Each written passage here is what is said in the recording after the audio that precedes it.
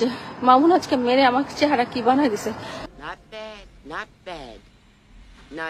অনেক ভুল আছে, অনেক কিছু আছে, বাট ওর গায়ে হাত দেওয়াটা শোনা ওরকম ভাবে উচিত হয় না। আমি নিজেই রিগ্রেট ফিল করতেছি,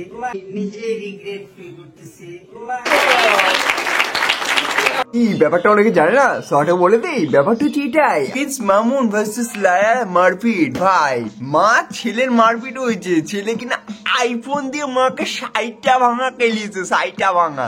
ঠিকই শুনছো।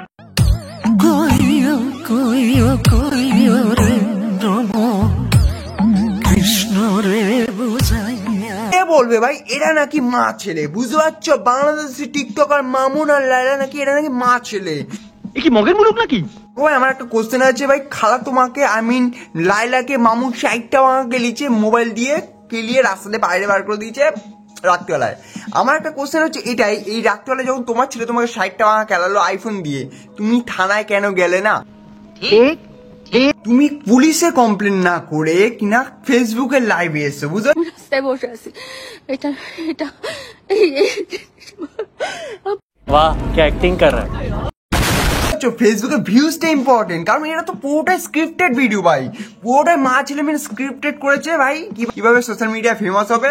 আবার স্যান্ডিসা বাইরে কত ঝামেলা মেটাচ্ছে, বুঝতে পারছো? স্যান্ডিসা এখানেও খাবে ওখানেও খাবে, সালা শাকের করাতে এক নম্বরে মাদারের বাচ্চা। বাংলা ভাষা বলে রাখে ভাই, এদের পুরো স্ক্রিপ্টেড ভিডিও, এদের নিয়ে মা আর করে লাভ নেই। বলেন কি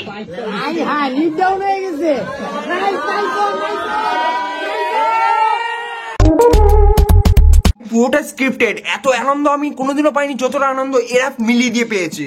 ঠিক বলেছো।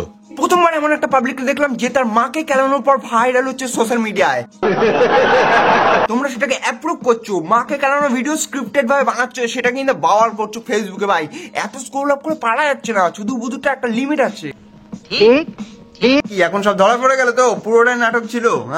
যা বুঝবার আমি বুঝে গিয়েছি। এইটাই তো কেস, এদের পুরোটাই নাটক। এত পাওয়ার করে লাভ নেই, তোমরাই পাগল মানুষ। এরা টাকা কামিয়ে যায় এই দুজনের মাঝখানে।